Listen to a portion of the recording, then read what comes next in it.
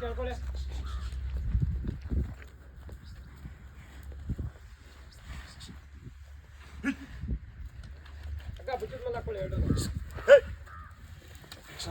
ಹೇಳಿ ಸರ್. ಇವಾಗ ಬಸ್ತಿ ಓರಿ ಬ್ಲಡ್ ಲೈನ್ ಅಂತ ಯಾವುದಾದ್ರೂ ಆಯ್ತಣ್ಣ ಇವಾಗ ಕಾಣಂಗೆ? ಸರ್ ಓರಿಗಳಿದ್ದು ಸುಮಾರು ಓರಿ ಇಲ್ಲಿಂದ ನಾವು ನೋಡ್ದಂಗೆ ಅವಾಗೆಲ್ಲ ವಿಡಿಯೋ ಕೆಲವು ಯೂಟ್ಯೂಬಲ್ಲಿ ಹೇಳಿದ್ದೀನಿ. ಈಗೆಲ್ಲ ಅವೆಲ್ಲ ಏಜ್ ಅದು ಎಲ್ಲ ಕೆಲವರು ಸಾವಿರ ಬೇಕು ಇಲ್ಲ ಏನಕ್ಕೋ ಅವರು ಪರ್ಸ್ನಲ್ಲು ಮಾರ್ಕೊಂಡ್ಬಿಟ್ಟವ್ರೆ. ಈಗಲೂ ಅಲ್ಲಲ್ಲೇ ಒಂದು 3-4 ಓರಿ ಇದೆ ನಮ್ಮ ಕಡೆ. ಆದರೆ ಇವಾಗ ಅದ್ರ ಹೆಸರು ಉಳಿಸೋಂಥವು ಯಾವಾದ್ರವ? ಸರ್ ನಾನು ನಮ್ಮೂರಿ ನಂದೇ ದೊಡ್ಡದು ಅಂತ ಕೊಚ್ಕೊಳ್ಳಲ್ಲ.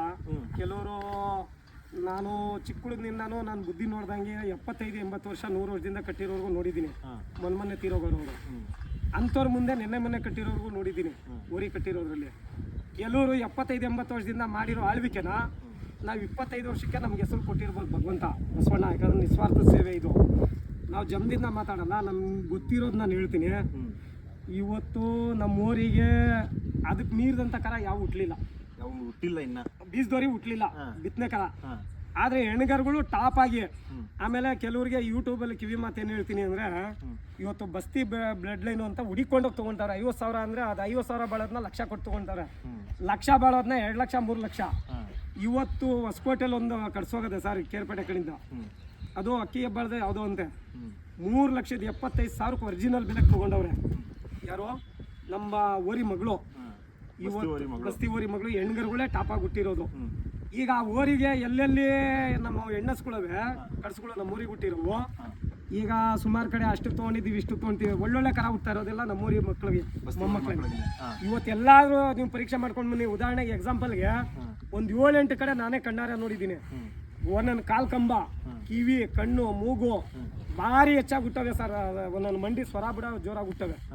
ಯಾವ ಓರಿ ಮಗಳು ಮಕ್ಕಳು, ಹೆಣ್ಣು ಮಕ್ಕಳಲ್ಲಿ ಹಂಗೆ ಅದರಲ್ಲಿ ಹೆಸರಾಯ್ತವೆ ಸರ್. ಓರಿಲೇನು ಹೆಸರಾಗ್ಲಿಲ್ಲ. ಅದ್ರ ಕರ ಏನೋ ಅಂತ ಪಾಸ್ ಆಗಿದ್ದು. ಒಂದು ಕುಂಟೋರಿ ಇತ್ತು, ಯಾರೋ ಒಬ್ಬ ಹಿಂಗೆ ಸ್ನೇಹಿತರು ಏನೋ ಹೊಟ್ಟೆವ್ರಿಗೆ ಮಾಡಿದ್ರು, ನಿಜವಾಗೂ ಮಾಡಿದ್ರು. ಅದೊಂದು ಓರಿ ಇದ್ದಿದ್ರೆ ಇವತ್ತು ನನ್ನ ಕಣ್ಣ ಲೆಕ್ಕಾಚಾರಕ್ಕೆ ಈಗ ಹುಟ್ಟಿರೋ ಒಂದು 7-8 ಕರ ಅವೆ ಮೀರಿದವ ಆಯ್ತವೆ. ಆ ಓರಿ ಕುಂಟೋರಿನ ನಾನು ಯೂಟ್ಯೂಬಲ್ಲಿ ಹೇಳೋದು ಒಂದೇ, ನನಗೇನು ಯಾವುದ್ರಲ್ಲಿ ಆಗಲಿ ಒಂದು ಭಯ ಇಲ್ಲ, ಇನ್ನೊಂದಿಲ್ಲ, ಮತ್ತೊಂದಿಲ್ಲ. ಈಗ ನಮ್ಮ ಓರಿ ಸುಮಾರು 4 ಕಲ್ಲಲ್ಲಿ ಹಿಂಗೆ ಕಾಲು ಬಗ್ಸಿದ್ದು. 4 ಕಲ್ಲಲ್ಲಿ ಒಂಚೂರು ಕಾಲು ಬಗ್ಗಾಕ್ ಬಂತು. ಅಲ್ಲಿಂದೀಚೆಗೆ ಅದು ಎಷ್ಟೋ ಕಡೆಯಾಗಿ 8-9 ವರ್ಷ ಇತ್ತು ಓರಿ. ಮೊನ್ನೆ ಹೋದ ವರ್ಷ ತೀರೋಗಿದ್ದು ನಮ್ಮ ಓರಿ. ಅಂಥ ಓರಿ ಕಾಲು ಬಗ್ಗಿಸ್ಕೊಂಡೇ ದನ ಕಟ್ಟೋದು ಸರ್. ಬೀಜದವ್ರಿಗೆ ಬೇಕಾಗಿರೋದು ಮೇಯ್ನು ಹಿಂದು ಪಿಲ್ಲರು, ಮುಂದೆ ಪಿಲ್ಲರ್ ಅಲ್ಲ. ಆದರೂ ಅದಕ್ಕೆ ಶಕ್ತಿ ಇತ್ತು ಅಂತ ಓರಿ ರಾಜ್ಯ ಆಳೋದೊಂದು ಕರ ಹುಟ್ಟಿತ್ತು. ಏನೋ ಕೊಟ್ಟಿದ್ದ ನಮ್ಮ ಸ್ನೇಹಿತ, ಅದೇನೋ ದುರ್ದೈವ, ಅದ್ರ ಹಣೆ ಬರ ಹಾಳು ಮಾಡಿಬಿಟ್ರು.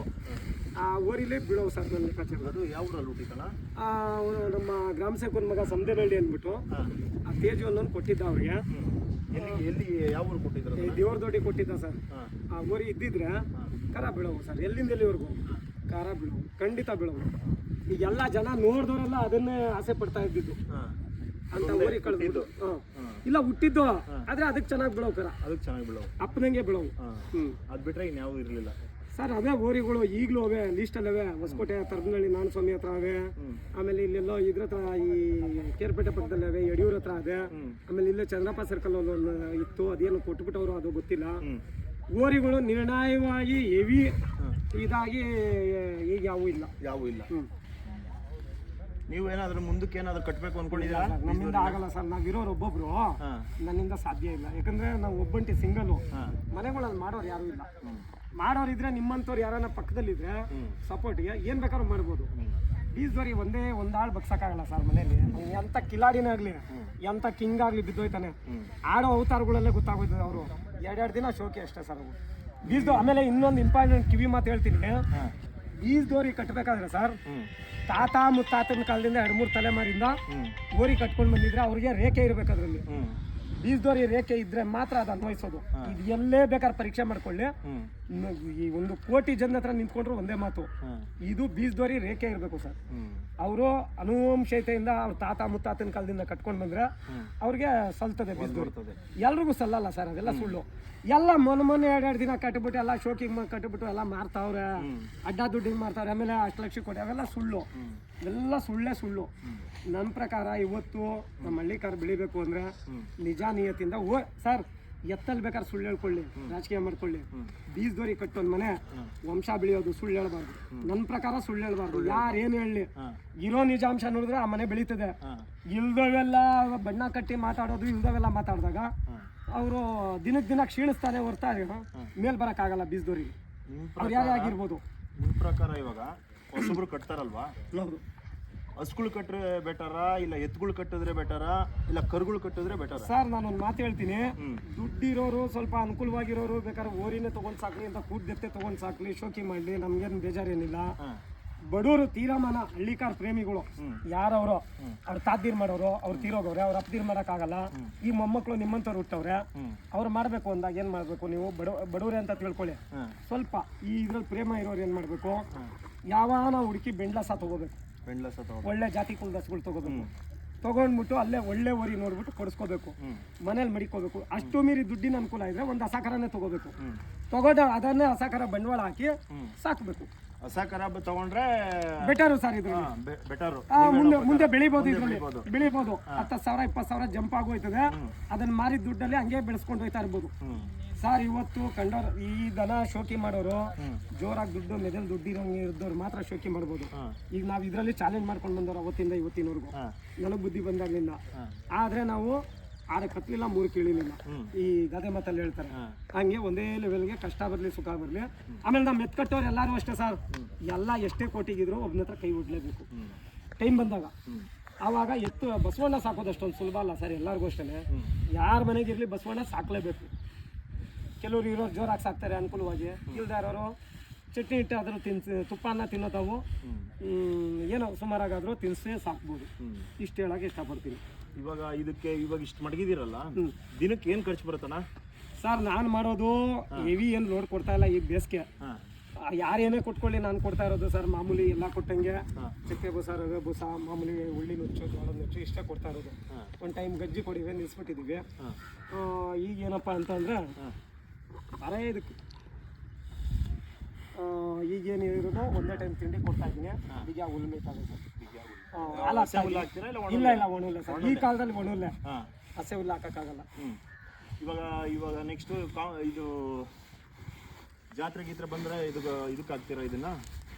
ಸರ್ ನಾನು ಮನೆ ಹತ್ರ ಬಂದರೆ ಈ ವ್ಯಾಪಾರ ನಡೀತಾವೆ ನೋಡಿ. ಎತ್ತು ಎಡಗಡೆದು 3.5 ಲಕ್ಷಕ್ಕೆ ಕೇಳೋರಿ ಸರ್. ನಾನು ಇವ್ರ ಹತ್ರ ಹೇಳ್ಕೊಳ್ಳಲ್ಲ, ಯಾಕೆ ಹೇಳ್ಬಾರ್ದು.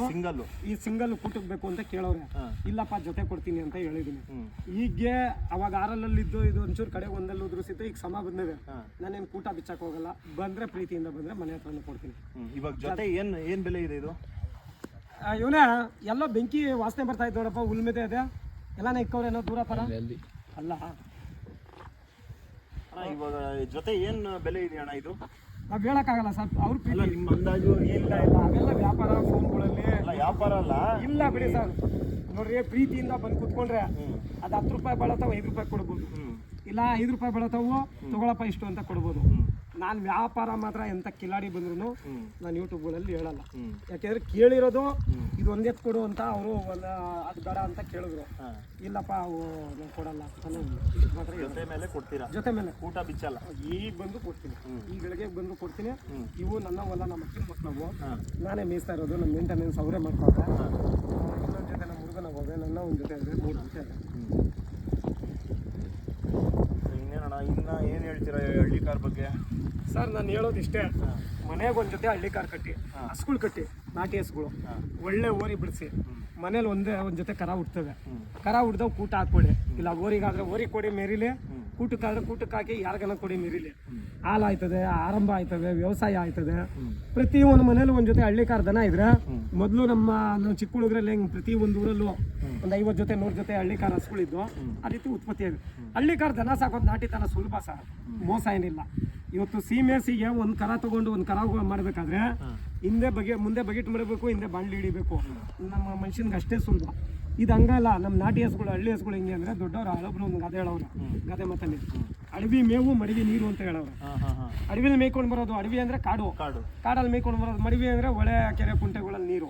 ಅವಕ್ಕೇನಿಲ್ಲ, ಸಾಯಂಕಾಲದೊತ್ತು ಬಂದಾಗ ಆಚೆಯಿಂದ ಮೇಯ್ಕೊಂಡು ಬಂದಾಗ ಒಂದು ತೆಕ್ಕೆ ಒಣುಲ್ಲು, ಬೇಸಿಗೆ ಕಾಲದಲ್ಲಿ ಒಣುಲ್ಲು, ಸಾಧ್ಯವಾದ್ರೆ ಒಂದು ಸ್ವಲ್ಪ ತಿಂಡಿ ಕೈಲಾದಷ್ಟು, ಇಲ್ವಾ ಒಂದು ಮಳೆಗಾಲ ಬಂದಾಗ ಹಸಿರು ಮೇಲೆ ಜೋಳದ ಕಡ್ಡಿನೋ ಏನೋ ನಾವು ಏನು ಬೆಳೆದಿದ್ದೀವೋ ಅದನ್ನ ಹಾಕಿದ್ರೆ ಆರಾಮಾಗಿ ಹಾಲು ಕರಿತೇವೆ.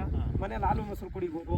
ಒಂದು ಒಳ್ಳೆ ಕರ ಬಿದ್ದರೆ ಒಂದು 50,000, ಇವತ್ತಿನ ಕಾಲದಲ್ಲಿ ಒಂದು ಹೆಣ್ಗರ ಬಿದ್ದರೆ 50,000ಕ್ಕೆ ಮಾರ್ಕೋಬೋದು, ಊರ್ಗರ ಬಿದ್ದರೆ ಲಕ್ಷಾಂತರ ರೂಪಾಯಿಗೆ ಮಾರ್ಕೋಬೋದು. ಇಲ್ಲ ಸಾಕೋ ಪ್ರೀತಿ ಇದ್ರೆ ಕೂಟಕ್ಕೆ ಹಾಕಿ ಸಾಕ್ಬೋದು. ಇಷ್ಟನ್ನು ಮಾಡೋ ಪ್ರತಿ ಒಂದು ಮನೆಗೂ ಮಾಡಿದ್ರೆ ಸರ್ ಇವತ್ತು ದನ ಏನು ನಶಿಸೋಗವೆ ಅವೆಲ್ಲ ಮತ್ತೆ ಉತ್ಪತ್ತಿ ಆಯ್ತವೆ ಅನ್ನೋದು ನನ್ನ ಲೆಕ್ಕ.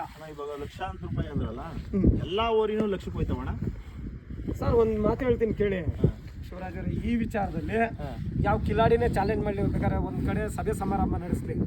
ನಾನು ಹೇಳೋದಿಷ್ಟೇ, ಪ್ರತಿಯೊಬ್ಬರು ಓರಿ ಕಟ್ಟೋರು ಒಂದು ಜಾಗದಲ್ಲಿ ಬರಲಿ. ಒಂದು ಓರಿ ಇದೇ ಓರಿ ಆಗದೆ ಅಂದರೆ ಒಂದು 100 ಹಸುಗಳು 200 ಹಸುಗಳು ಬಿಟ್ಟಿದ್ದೀವಿ ಅಂದರೆ 100 ಹಸುಗಳಲ್ಲೂ ಒಳ್ಳೆ ಕರ ಹುಟ್ಟಲ್ಲ. 100 ಹಸುಗಳು 100ರಲ್ಲೂ ಒಳ್ಳೆ ಹುಟ್ಟಲ್ಲ. ನೀವು ಎಷ್ಟಂತ ಒಳ್ಳೆ ಓರಿ ತಗೊಳ್ಳಿ, ಏನೋ ಹುಟ್ಟಿದ್ರೆ ಅಪ್ಪಿ ತಪ್ಪಿ ಒಂದು 100 ದನಿನಲ್ಲೂ ಒಂದು 10 ಪಾಸ್ ಆಗುತ್ತೆ. ಆಮೇಲೆ ಹಿಂದಿನ ಕಾಲದಲ್ಲಿ ಹೇಳೋರೆ, ಈಗಲೂ ಅಷ್ಟೇ, ಒಂದು ಇವಾಗ ಅದರಲ್ಲಿ ಹಣೆ ಬರದಲ್ಲಿ ಚೆನ್ನಾಗಿ ಬರ್ದಿರ್ಬೇಕು, ಒಂದು ಎತ್ತಾಗಿ ಮೆರಿಬೇಕು ಅಂದರೆ, ಒಂದು ಬೀಜದೋರಿಯಾಗಿ ಮೆರಿಬೇಕು ಅಂದರೆ ಆದ್ರೂ ಯೋಗ ಹಣೆ ಬರದಲ್ಲಿ ಕೇಳಿ ಬಂದಿರಬೇಕು. ಈಗ ನಮ್ಮ ಮನುಷ್ಯರಲ್ಲಿ ಒಬ್ಬ ನಮ್ಮೂರಿಗೆ ಒಬ್ಬ ಚೆನ್ನಾಗಿ ಬದುಕ್ತಾವನಪ್ಪ ಅಂತಂದ್ರೆ ಅವ್ನು ಯೋಗ ಅದೇ ಅವ್ನು ಬದುಕ್ತಾವ. ಒಬ್ಬ ರಾಜಕೀಯದ ವ್ಯಕ್ತಿ ಆದರೂ ಅಷ್ಟೇ, ಒಬ್ಬ ಮೆಂಬರ್ ಆದರೂ, ಒಬ್ಬ MLA ಆದ್ರೂ ಅವ್ರಿಗೆ ಯೋಗ ಅದೇ ಬದುಕ್ತಾವ್ರು. ಎಲ್ಲರೂ ಆಗೋಕ್ಕಾಗಲ್ಲ, ಎಲ್ಲರೂ ರಾಜ್ಯ ದೊರೆ ಆಗೋಕ್ಕಾಗಲ್ಲ. ಆಳ್ಬೇಕಾದ್ರೆ ಆ ಯೋಗ ತೊಗೊಂಡು ಆ ಯೋಗ ತೊಗೊಂಡಿದ್ರೆ ಮಾತ್ರ ಬದುಕೋದು. ಎಲ್ಲ ಹುಡ್ದವೆಲ್ಲ ಬಾಲ ಹುಡ್ದವೆಲ್ಲ ಬಸವಣ್ಣ ಆಗಲ್ಲ. ನಾನು ಪ್ರತಿಯೊಂದು ವಿಡಿಯೋದಲ್ಲೂ ಹೇಳ್ತೀನಿ, ಬಾಲ ಹುಡ್ದವೆಲ್ಲ ಬಸವಣ್ಣ ಅಂತ ಅನ್ನಿಸ್ಕೊಳ್ಳೋಕ್ಕೆ ಚಾನ್ಸ್ ಇಲ್ಲ. ಅದು ನನಗೆ ಗೊತ್ತಿರೋವಂಥ ವಿಚಾರ, ಕೆಲವ್ರಿಗೂ ಗೊತ್ತದೆ. ಸುಮ್ಮನೆ ಡಬ್ಬಕ್ಕೆ ಏನೇನೋ ಮಾತಾಡ್ತವೆ, ಹಾಗೆಲ್ಲ ನನಗೆ ಇಷ್ಟ ಇಲ್ಲ. ನಾವು ಏನು ನುಡ್ದಿದ್ದೀವೋ ಬಾಯಲ್ಲಿ ಅಷ್ಟೂ ನಮ್ಮ ಆತ್ಮ ಸಂತೋಷವಾಗಿ ಸತ್ಯದ ಮಾತು. ಹೊಸಬ್ರು ಯಾರೇ ಬೆಳೀಲಿ ನಿಜವಾಗಿ ಈ ರೀತಿ ಮಾಡ್ಕೊಂಡು ಬೆಳೆದ್ರೆ ಅವರು ಆಮೇಲೆ ದನ ಹುಡ್ಕುವಂಥ ಸ್ಟೈಲೇ ಬೇರೆ ಸರ್. ಅದನ್ನು ಹಿಂದಿನ ಕಾಲದಿಂದ ಏನೇನು ನೋಡಬೇಕು ಏನು ಬಿಡಬೇಕು. ಕೆಲವರು ಸುಮ್ಮನೆ ದಪ್ಪ ದೂಡ ಇದ್ಬಿಟ್ರಲ್ಲ, ಈಗ ನಮಗೂ ನಿಮ್ಗೆ ಹೋಲಿಕೆ ಮಾಡಿಬಿಟ್ರೆ ನಿಮ್ಮಲ್ಲಿರೋ ಕಸಬೆ ಬೇರೆ, ನನ್ನಲ್ಲಿರೋ ಕಸಬೆ ಬೇರೆ. ನಾವೆಲ್ಲ ಹಳ್ಳಿಕಾರ ದನ ಕಟ್ಟೋರೆ ಇಲ್ಲ ಅನ್ನಿಲ್ಲ. ಬಟ್ ಏನಪ್ಪ ಅಂದರೆ ಭಗವಂತ ನಿಮ್ಗೆ ಕೊಟ್ಟಿರೋ ಜ್ಞಾನೋದಯ ನಿಮ್ಗೆ ಕೊಟ್ಟವನೇ, ನನಗೆ ಕೊಟ್ಟಿರೋದು ನನಗೆ ಕೊಟ್ಟವನೇ. ಆದರೆ ಯೋಗ ಬೇಕು. ಒಂದು ಮೆರಿಯಾಕೂ ಬಸವಣ್ಣ ಬೇರೆಕೂ ಪ್ರತಿ ಒಂದು ವಿಚಾರದಲ್ಲೂ ಯೋಗ ಬೇಕು. ಇವಾಗ ನೀವು ಹಳ್ಳಿಕಾರ ನಂಬಿದ್ಕೆ ಇವತ್ತು ನಿಮ್ದು 4 ಸ್ಟೇಟಲ್ಲೂ ನಿಮ್ಮ ಹೆಸರು ಓಡಾಡ್ತೀರ ಸರ್. ನಾನಲ್ಲ ಅದು ಸರ್, ನಾನು ಇವತ್ತು ಎಲ್ರಿಗೂ ಗೊತ್ತದ ನಮ್ಮ ಸುತ್ತಮುತ್ತಲವ್ರಿಗೆ. ಯೂಟ್ಯೂಬಲ್ಲೇ ಹೊಸಬ್ರು ನೋಡೋರಿಗೆ ಮಾತ್ರ ಗೊತ್ತಿಲ್ಲ ಅಷ್ಟೇ. ಅವ್ರು ಯೂಟ್ಯೂಬಲ್ಲಿ ನೋಡ್ಕೊಂಡು ಕೇಳ್ಕೊಬೋದು.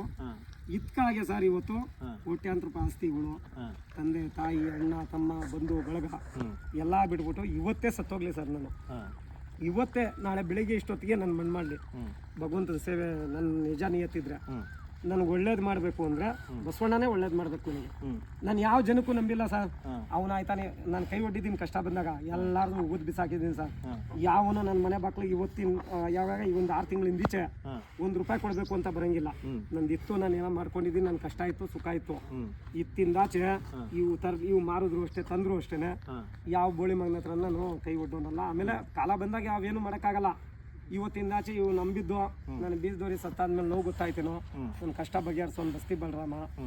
ಇವತ್ತು ನಮಗೆ ಸ್ವಲ್ಪ ಆರೋಗ್ಯ ಏರುಪೇರಾಗದೆ, ಅಷ್ಟು ಬಿಟ್ರೆ ಇನ್ನ ಇದಕ್ಕೆ ಅಟ್ರಾಸ್ಟ್ ಮಾಡುವಂಥ ಕೆಪಾಸಿಟಿ ದೇವ್ರು ಕೊಟ್ಟವ್ರು. ಇವಾಗ ಇನ್ನ 10 ಜೊತೆ ಇದ್ರು ಬಗ್ಗೋ ಮಗ ಅಲ್ಲ ನಾನು, ಬಗ್ಗೋದೇ ಇಲ್ಲ. ಹೇಳ್ಕೋಬೇಕು 1000 ಜನ. ನಮಗೂ ಕಾಲ ಬಂದಾಗ ಸಪೋರ್ಟ್ ಬಂದಾಗ ಮಾಡ್ತೀನಿ ನಾನು. ಆಮೇಲೆ ದನ ಸಾಕಾಕಿ ಸರ್, ದುಡ್ಡು ಒಂದಿದ್ರೆ ಆಗಲ್ಲ. ಮನೆ ಸಹಾಯ ಬೇಕು, ಮನೆ ಜನ ಸಪೋರ್ಟ್ ಬೇಕು. ದುಡ್ಡೇ ಎಲ್ಲ ಮುಖ್ಯ. ಬಸವಣ್ಣನ ಸಪೋರ್ಟ್ ಬೇಕು, ಬ್ಯಾಕ್ ಗ್ರೌಂಡು ಬಸವಣ್ಣನ. ನಾನೊಂದು ಗಂಟೆ ನೋಡೋದು, ನೀನೊಂದು ಗಂಟೆ ನೋಡಂಗಿರ್ಬೇಕು. ನಮ್ಗೆ ಅದೊಂದೇ ಭಗವಂತ ಇಮ್ಮೆಟ್ಸಿರು. ಇನ್ಯಾವುದ್ರಲ್ಲಿ ಏನು ಬಗ್ಗೋ ಮಗಲ್ಲ ಸರ್. ಇಂಥವು ಇನ್ನೂ 10 ಜೊತೆ ಲೈನ್ ಆಗಿದ್ರು ಹುಲ್ಲಾಗ್ತೀನಿ, ಏನು ತೊಂದರೆ ಏನಿಲ್ಲ. ಇವಾಗ ಇವನ್ನೆಲ್ಲ ಏನೋ ಸೇಲ್ ಮಾಡಿದ್ರೆ ಹೊಸ ತರ್ತೀರಾ? ನೋಡೋಣ ಸರ್, ಅವತ್ತು ಬಸವಣ್ಣ ಏನೋ ಬರೋ ಯೋಗ ಇದ್ರೆ ತಗೊಳ್ಳೋಣ, ಮನ್ಸು ಕೊಟ್ರೆ. ಅದು ಬಸವಣ್ಣನ ಯೋಗ ಹೆಂಗೆ ಅಂದರೆ ನಾವು ಹೇಳ್ಕೊಳ್ಳೋದು ಸುಲಭ. ಅವೇನೋ ನಮ್ಮ ಮನೆ ಉಲ್ಮೆಯೋ ಋಣ ಇದ್ರೆ ನಾವೆಲ್ಲ ನಾವು ಹೋದಾಗ, ಈಗ ನೀವು ಬಂದಿದ್ದೀರ ನಮ್ಮ ಮನೆಗೆ, ಇದು ತಗೊಳ್ಳೇಬೇಕು ಅನ್ನೋ ಜ್ಞಾನ ನಿಮ್ಮ ಮನೆಗೆ ಬಂದು ಉಲ್ಮೆಯೋ ಋಣ ಇದ್ದಾಗ ನಿನಗೆ ದೇವ್ರು ಆ ಜ್ಞಾನ ಕೊಟ್ಬಿಡ್ತಾನೆ. ನೋಡಪ್ಪ ಇಲ್ಲೊಂದು ಓರಿ ಅದೇ ನನ್ನ ಮನೆಗೆ ಉಲ್ಮೆ ಇರ್ತದೆ, ಕೊಡೋಣ ಅಂತ ಕೇಳ್ತೀಯ. ಪ್ರೀತಿ ಇದ್ರೆ ಅವಾಗ ನಿನ್ನ ಮನೆಗೆ ಬರ್ತವೆ. ಹಂಗೆ ನಾವು ಅಷ್ಟೇ, ಇವು ಕೊಟ್ಟರು ಅಷ್ಟೇ. ಅಕಸ್ಮಾತ್ ಬೇಡ ಅಂತ ಸ್ವಲ್ಪ ದಿನ ಇರ್ಬೋದು. ಬಸ್ತಿ ಬಲರಾಮ ತಮಿಳ್ನಾಡು ಕೊಟ್ಟಾಗ ಬೇಡ ಅಂತ ಬೇಜಾರಾಗೋಗಿ ಸುಮ್ಮನೆ ಕೊಟ್ಬಿಟ್ಟಿದ್ದೆ. ಆಮೇಲೆ ಒಂದು 5-6 ತಿಂಗಳಿದ್ದೆ, ಮತ್ತೆ ಇರೋಕ್ಕಾಗಲಿಲ್ಲ ಮನಸ್ಸು.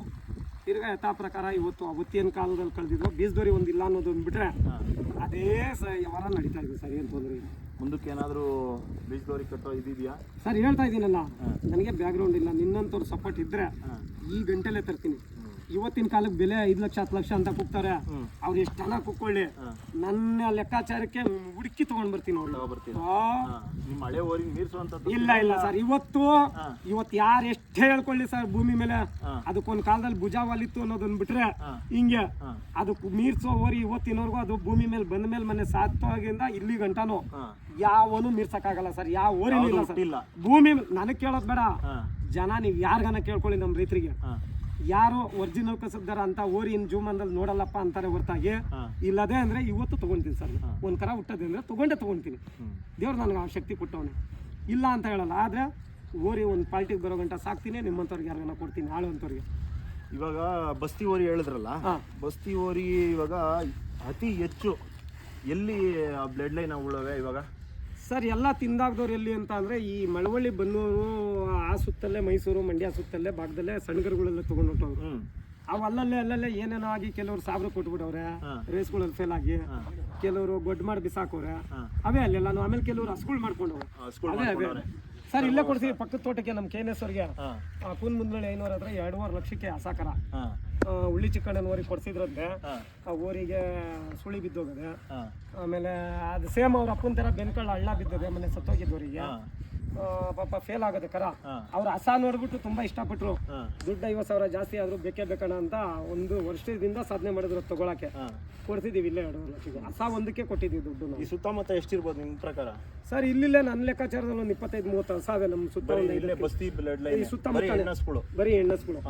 ಆಮೇಲೆ ಎಲ್ಲ ಇರೋ ಕಡೆ ಅವೆ, ಅಲ್ಲಲ್ಲೇ ಎಲ್ಲ ಸರ್ಚ್ ಮಾಡಿಲ್ಲ, ಎಲ್ಲ ಅವರು ಪ್ರೀತಿಯಿಂದ ಸಾಕ್ತಾವ್ರೆ, ಜನ ಸಾಕ್ತಾವ್ರೆ. ಅದು ಬಸ್ತಿ ಬ್ಲಡ್ ಲೈನ್ ಅಂತ ಹುಟ್ಟಿದ್ದೆಲ್ಲಿ ಅದು? ಸರ್ ಹುಟ್ಟಿದ್ದದು ಹುಟ್ಟು ಮನೆ ಬಂದು ತಿಮ್ಮೇಗೌಡನ ಎಲ್ಲೇ ಸರ್, ಇಲ್ಲ ರಾಮನಗರ ರೋಡು ಮಂಚಿನ ಮೇಲೆಯಿಂದ ಮುಂದಕ್ಕೆ ಸುಗ್ನಳ್ಳಿ ಸರ್ಕಲ್ ಪಕ್ಕ. ಅದು SC ಮನೆಯಲ್ಲಿ ಏಕೆರ ಮನೇಲಿ ಹುಟ್ಟಿತ್ತು.